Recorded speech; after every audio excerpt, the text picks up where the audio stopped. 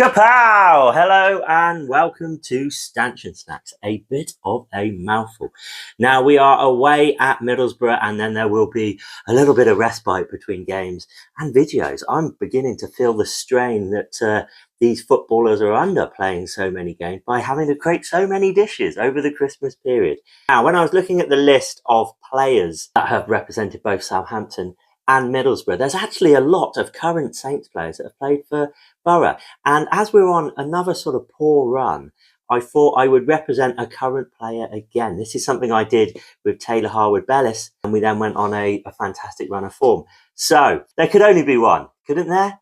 He divides the fan base a little bit, but I'm a big fan of this guy, and that is, of course, the Cornish Maldini, Jack Stevens. Looking for Manning over the top, and he's got him as well. He's in, he squares it, back post, yes! Saints have scored, I can't believe it!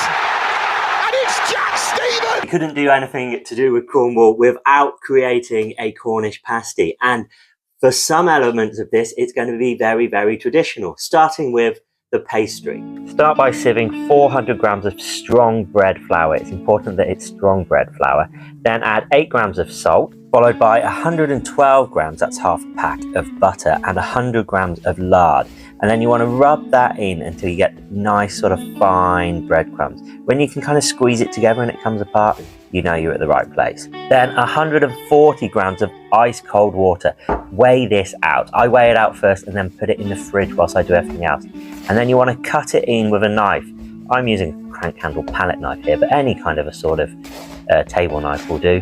When it gets to this stage, you can tip it out onto the board, give it a little bit of a knead, and then rest it in the fridge for minimum an hour and a half.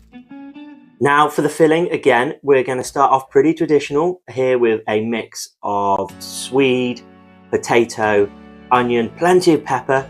I always use a mixture of black, white and pink peppercorn. I am going to upset two nations really, the Cornish and the Italians at the same time. Helemaal niks meer van. Echt letterlijk in de laatste secondes. Because we're going to put a little Italian twist on this. So the first thing we're going to do is make a pesto. We're going to start by putting all of this in the blender. I think I'm going to go with two full bunches here. Right, where's my lid? I've lost my lid, guys. There it is. Okay, so basil in a little blender. This is perfect for it. We'll give it 1 mil pulse. And we're just going to grate in some garlic. Now, the Italians do say that if you can't get the best basil in the world, which is generally from Genoa, then it's better to buy it in a jar if the basil's from Genoa. But I like making my own anyway. So I do quite like garlic as well. And this is another way we're going to offend the Italians, because in Italian cooking, you don't really ever use onions and garlic at the same time. So we're putting garlic into here, and then we're going to add it to our oniony mix, but hey ho. 3 cloves of garlic, good squeeze of lemon.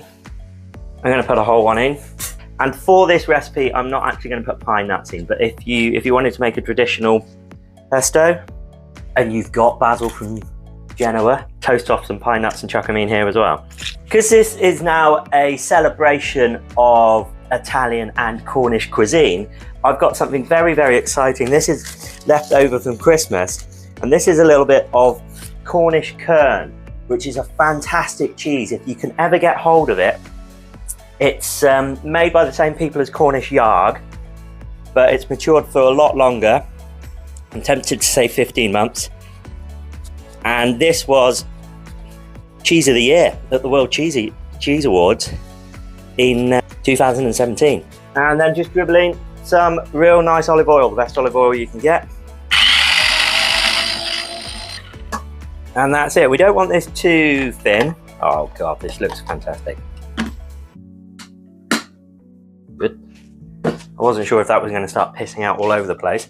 And then, so to our mix, which is currently very traditional here: potato, swede, onion, black pepper. I'm going to add a few tomatoes. So we have tomato, pesto. What else do we need? Obviously, mozzarella. Like a pizza mozzarella here. Where is it? There it is. So like quite a firm grated mozzarella, the type you would use for pizza. Big handful of that. And then to that we're going to add the pesto. And then that's it. That is our mix. Done. So let's put it all together. Start by splitting your pastry into 4 and then roll it out. Keep turning it to keep it relatively round. Put your filling down one side and egg wash the edge. Then fold it over, press out all the air here and then push the edges together with your thumb. And now it's crimping. Press with your finger and then fold the pastry over and then just keep doing that the whole way round really. It's easier than it looks. And you should end up with something that looks a little bit like this. Put a hole in the middle with a sharp knife, just let some steam out. Egg wash it very generously and then slide it into the oven. Oh look, she is out the oven. What a whopper. And got a hell of a sort of structure to it. That comes from using strong bread flour. Gives it a real... I could literally stick that in my pocket and go all the way to Middlesbrough.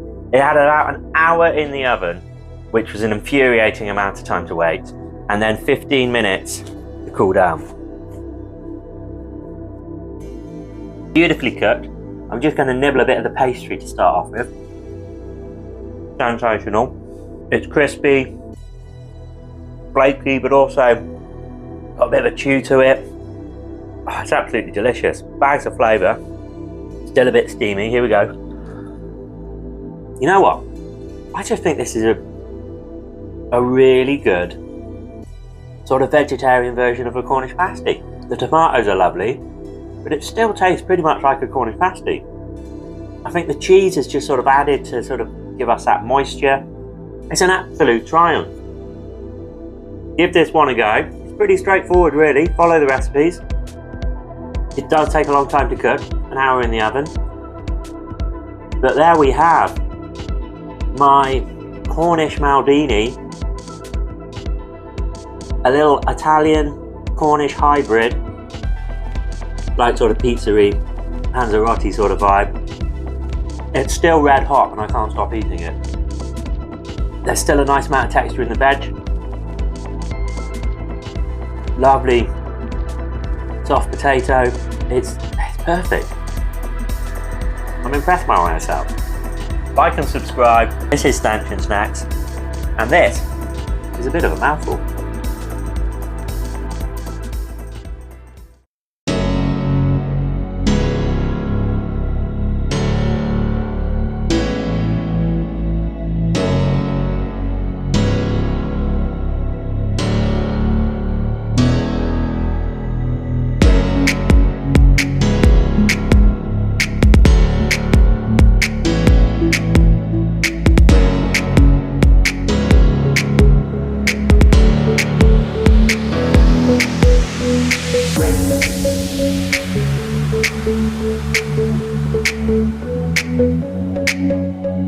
Thank you.